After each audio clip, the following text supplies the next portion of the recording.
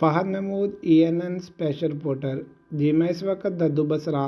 والا روڈ سوان کلینک کے ملحقہ گھر میں موجود ہوں، جہاں پر حسب روایت ہر ماہ کے آخری اتوار 12 بجے سے لے کر 2 بجے تک قرآن خوانی کا اہتمام کیا گیا اور قرآن خوانی کے بعد مولانا قاری محمد داؤد صاحب اہل اسلام کی سربلندی، پاکستان کی خوشحالی، اہل گاؤں کے لیے اور اہل خانہ کے لیے خصوصی دعا ہوئی۔ خالص اللہ کی رضا کے لیے گاؤں بھر کے بچے، جوان اور بوڑھوں میں کھانے کا وسیع اہتمام کیا گیا۔ اللہ رب العزت سے یہ دعا ہے کہ ایسے بھوک، افلاس اور افراتفری کے عالم میں پیٹ بھر کر کھانا کھلانے والوں کے لیے اپنی رحمت کے دروازے کھول دے، آمین۔ جی رب ارحمهما كما ربياني صغيرا